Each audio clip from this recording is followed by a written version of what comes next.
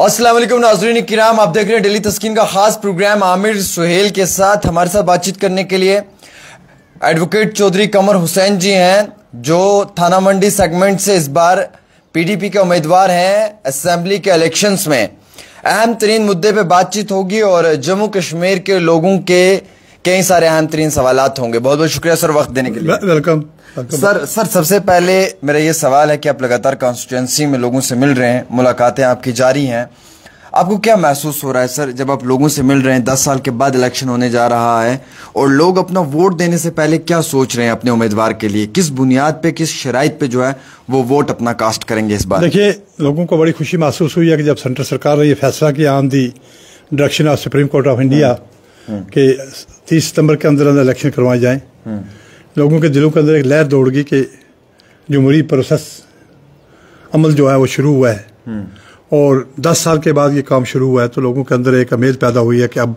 कुछ ना कुछ सरकार, इलेक्टेड सरकार होगी जो हमारी परेशानी को दूर करेगी। सबसे इम्पोर्टेंट रहता है सर कि ऐसे इलेक्शंस में ना कई सारी चीज़ों को अरूज पे लाया जाता है, लाइक जैसे पहाड़ी गुज्जर करवाया जाता है, कुछ फ्रिंज एलिमेंट्स इस तरीके का काम करते हैं, सोसाइटी को तोड़ने की कोशिश की जाती है। आप जब लोगों से मिल रहे हैं तो आप दोनों कौमों के लोगों से मिलते होंगे, तो दोनों कौमों के लोग क्या कहते हैं? क्या मुद्दा सेम है कि डेवलपमेंट होना चाहिए या कुछ अलग है? देखिए, हमारे पीडीपी जमात जो है ये सबकी है, हिंदू सब बरादरी की है, सब सेक्शन ऑफ सोसाइटी की है, इसमें ये कोई भेदभाव नहीं है। जो लोग हमसे मिलते हैं, हमारे मुद्दा जो है हमारा पहला है restoration of democracy in J&K जी, restoration of state, special employment package, matter of daily wagers is a very serious issue of J&K state that may be solved. और इस किस्म के हो रहे हैं, ये पहाड़ी और गुजर का कोई इशू ही नहीं रहा है, ना हमारे दरमियान कोई बात है, ना इसके सामने कोई गुंजाइश है। इन कुछ भी नहीं, एक सियासी एक खेल है जो खेला गया है, बस उसमें सारे मुतमईन होकर बैठ गए अपने अपने घरों में, अपने अपने खेमे में। हमारे यहाँ इसका कोई इशू नहीं है, ना हम इस पर कोई फोकस है, ना अवाम का कोई फोकस है। अवाम चाहती है कि रियासत बहाल हो, यहाँ पर जमहूरी अमल नाफज किया जाए, यहाँ पर फुल फ्लैज चीफ मिनिस्टर काम करे, LG को हटा के गवर्नर का ओहदा जो है बहाल किया जाए, यहाँ पर स्पेशल पैकेज एम्प्लॉयमेंट करके बहुत बेरोजगारी का एक चैलेंज है जम्मू कश्मीर के अंदर, बहुत परेशानी है। नौजवान जरा पूरे का पूरा हमारे साथ आ रहे, इसी वजह से आ रहा है कि भाई हमारी एम्प्लॉयमेंट का कुछ किया जाए, और वो एम्प्लॉयमेंट पैकेज जो है वो पीडीपी के एजेंडे से ही हल हो सकता है। और ये बाकी जमातें जो कोलिशन है, दूसरी है, तीसरी है, सबका साथ, सबका विकास, कौन सा विकास है, कौन सा साथ रखा है इन्होंने, तो ये सारे नारे इनके खोखले हैं, उसमें कोई वजन नहीं है। एक चीज़ और भी चल रही है कि एहसान का बदला वोट से, आप भी देख रहे होंगे जी जी। सो कैसे देखते हैं आप इस लोगों को? इट इज नॉट एहसान, ये कौन सा एहसान है? ये लोग हिंदुस्तानी है, 70-80 साल से वोट मुल्क के आइन के मुताबिक डालते रहे। सरकार ने इनके हक में अगर फैसला किया तो कौन सा एहसान के सरकारें करती हैं, जो सरकार इलेक्टेड सरकारें होती है वो काम करती हैं। हमारे लिए भी अगर उन्होंने कुछ नहीं किया तो इनके लिए कुछ कर दिया तो अच्छी बात है।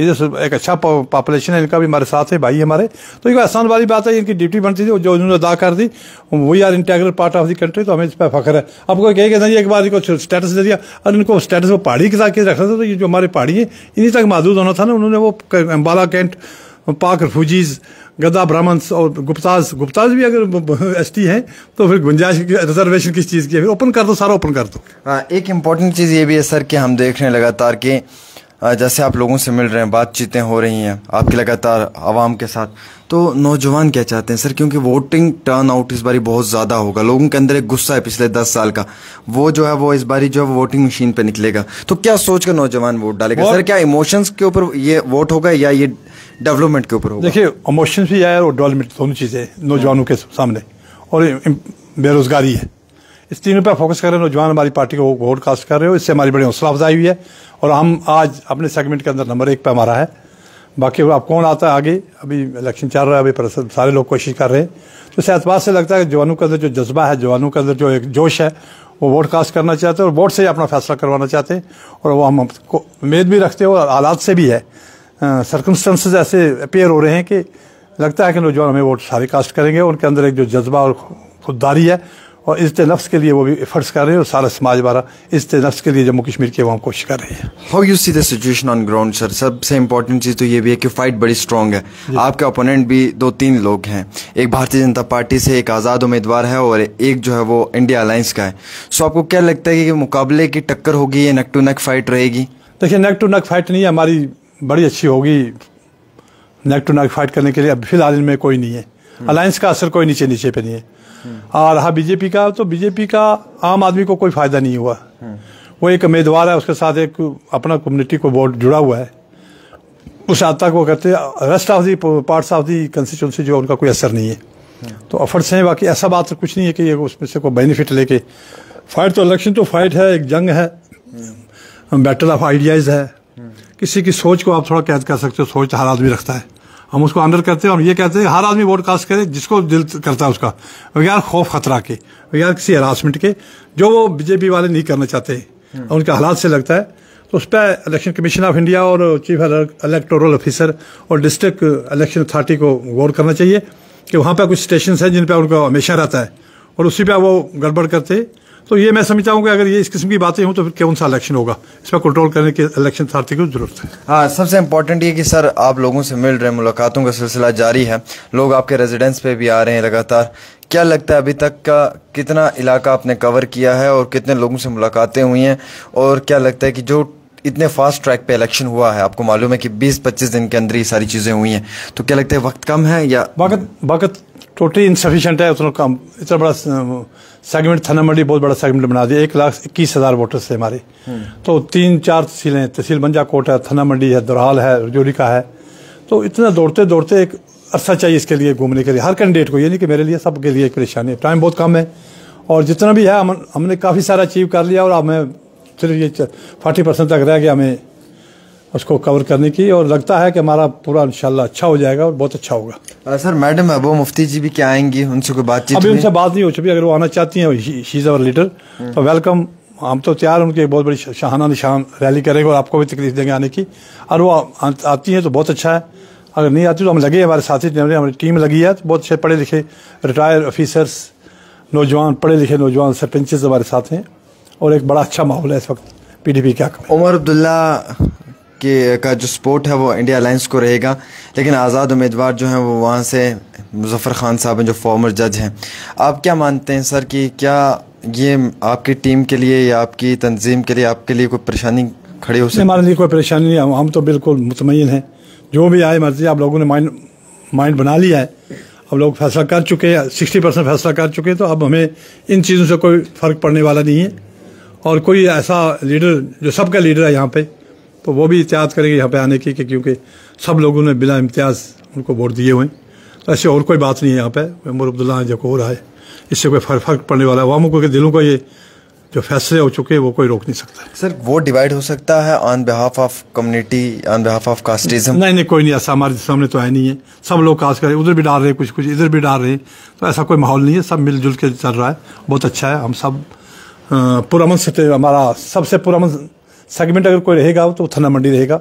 हमारे दरमियान कोई ऐसी किस्म की बात है, हम यही लोगों से अप्रोच कर रहे हैं, कह रहे हैं, मीडिया पे कह रहे हैं कि बिना खौफ खतर आदमी को वोट एक्सरसाइज कर देना चाहिए, जहाँ उसका दिल डाले, और उसके दिल के अंदर है जो अमंग ख़त्म हो चुकी थी, अब नई जागी है कि भाई जमहूरियत की ये देन है, जमहूरियत के हिसाब से उसको वोट कास्ट करना चाहिए जहाँ वो चाहता है। लोगों के अंदर गुस्सा भी होगा, रियासत का दर्जा छीना है, स्टेट से यूटी बनाई है, डिमोशन हुआ है, लोग बात करते होंगे अनएम्प्लॉयमेंट है, पिछले कई सालों में जो है वो स्कैम्स हुए हैं, JKSSB की कई सारी लिस्टें कैंसिल हुई हैं, डेलीवेजर्स ऐसे ही हैं, कोई कमेंट कर देता है तो उसे बुक कर दिया जाता है। ये सारी चीज़ें भी तो लोग बात करते होंगे आपसे कि ये सारी मुश्किलात हमें आ रही हैं। सर देखिए, ये सीरियस इशू है, उस पर हर आदमी बात कर रहा है, हम भी कर रहे हैं, ये गलत है। स्टेट को तोड़ के जितनी यूटी थी, एक टाइम था महाराजा के टाइम में फुल फ्लैज रियासत थी, उससे पहले ये एक सल्तनत थी 1947 से, आज़ादी से पहले। उसके बाद ये पहली सरकार, हाँ, प्रिंसिपल स्टेट थी ये। उसके बाद सारी यूटी जितनी थी उनमें पॉपुलेशन इतना हो गया, उनकी एक्सपेंशन इतनी हो गई कि वो सारी रियासतें बन गई। जम्मू कश्मीर रियासत को 3 यूटी में without any justification, without adopting the due process of law, उन्होंने इसके टोटे टोटे कर दिए। ठीक है, तो हर आदमी को गुस्सा है, जम्मू कश्मीर की पूरी आवाम को गुस्सा। 35 का कल्याण कर दिया, बेरोजगारी आसमान को छू रही है, 10 साल के अंदर कोई एम्प्लॉयमेंट नहीं दिया, जो लिस्टें आती है वो करप्शन का शिकार है। तो मैं तो कहता हूँ बीजेपी इंतजामिया जो है 98% करप्शन में डूबी हुई है, 98% में कह रहा हूँ, और मेरे पास I have number of proofs, मेरे पास सबूत भी है और बात सामने कह सकते हैं। वो सबका साथ, सबका विकास, कौन सा सबका विकास? अब रजौरी इंतजामिया देखिए, एक तरफा इंतजामिया है, ठीक है, कोई आपकी बात नहीं सुन रहा है। नहीं, मेरी क्या, सबकी किसी को नहीं सुनता है, एक तरफा इंतजामिया है। जम्मू के अंदर देखिए कोई बात सुन के राजी नहीं है, जो लोग कहीं पड़े हैं 8-8 साल से, कहीं उनकी पोस्टिंग नहीं हो रही है, रिजर्वेशन प्रमोशन का हमारा सिलसिला वो तो सरकारों ने भी खत्म कर दिया था, 10 साल हो गए, उसमें कोई नहीं हुआ है। बहुत सारे लोग हमारे रिटायर हो गए, जिनको चीफ कमिश्नर सेक्रेटरी रिटायर होना था, वो बेचारे। बीजेपी कह रही है हमने गुजर बकरवालों को फॉरेस्ट राइट एक्ट दिया है, पॉलिटिकल रिजर्वेशन दी है, एहसान ने। कौन सा फॉरेस्ट ट्राइबल राइट एक्ट दिया? वो जो पूरा forest tribal right act India में है वो पूरे का पूरा यहाँ पर नाफिज होना चाहिए था, क्यों नहीं किया है? मखसूस इन्होंने कोई ड्रामे किए 2-3 मरले पे, और वो जहाँ का पड़ा हुआ है वो खाली एसटी के लिए, वो उसको एक्सप्लॉइट किया गया है। वो सब लोगों के जो 1962 से फॉरेस्ट में बैठे हुए, चाहे वो हिंदू है, मुस्लिम है, बाकी मुसलमानों में कोई और तबका है, तो सारे इंटाइटल हैं कि उसके उनको ऑनरशिप राइट मिल रहे हैं। वो पूरे इंडिया के अंदर मिले, जम्मू कश्मीर के अंदर अभी तक किसी को नहीं मिले। किसी खाना बदोश गुजर को, बहुत सारे हमारे लोग जो 3 लाख पॉपुलेशन जो हमारी नोमैड है, जो यहाँ से वहाँ कश्मीर और कश्मीर से यहाँ मूव करती है मौसम के मुताबिक अपने जाने बचाने के लिए, माल मवेशी के लिए, उनको हम तो 10 फैमिलियाँ को ऐसी हैं या 10,000 आदमी ऐसा जो उन्होंने रिहेबिलिटेट किया है, कुछ नहीं किया उसमें। वो वो जम्मू कश्मीर की ब्यूरोक्रेसी की नजर होगी वारा जो फॉरेस्ट ट्राइबल राइट एक्ट था, तो उसमें तो निकला ही कुछ नहीं है। उसमें किया जरा बार किसी को फायदा नहीं हुआ है, तो उसको कहते हैं पॉलिटिकल रिजर्वेशन का ये ड्रामा था। अब सब पॉलिटिकल रिजर्वेशन होगी, जो नई ST2 है उनको भी है, हमको भी है। मैटर एंड्स कौन सी पॉलिटिकल रिजर्वेशन गुजरों पे आसान किया? ये तो उन्होंने आग लगाई थी, इसको करने की जरूरत ही नहीं थी। हम पहले भी 13 सीटें जीत कर गए हुए थे, इसके बाद भी हम जीते रहे, कभी वो जीत रहे थे, कभी हम जीते। ये तो हमारे पास दरमियान भेदभाव है ही कोई नहीं है। उन्होंने ये नफरत दीवार खड़ी कर दी। अब ST2 को भी रिजर्वेशन वो भी कास्ट करेंगे, तो ST1 भी कंटेस्ट कर रही है, तो क्या इतना ही अच्छा होता? सारे कंटेस्ट करते, ओपन कर देनी चाहिए थी इनको, क्या रिजर्वेशन करने की जरूरत है? रिजर्वेशन वहां स्टार्ट होती है जहां मेरिट खत्म होता है, जहां हमारे लोग जीतने की हालत में नहीं है, वो सीटें इनको रिजर्व करें। उन्होंने वो सीटें रिजर्व की जहां ऑलरेडी जीत रहे हैं, 40-40 साल से जीत रहे, 50-50 साल से जीत रहे, उनको रिजर्वेशन का क्या मतलब हुआ? ये तो एक मकरी की हमारे साथ, और मजाक है, और अनडेमोक्रेटिक अप्रोच है सरकार की। इलेक्शन आसान दिख रहा है? हाँ, इलेक्शन आसान भी है और बड़ा टफ भी है। टफ है? हाँ, टफ है, इलेक्शन टफ है। आसानी का वक्त कम होगा इसलिए नहीं, वक्त भी कम है, और वैसे भी इलेक्शन कोई आसान काम नहीं होता है।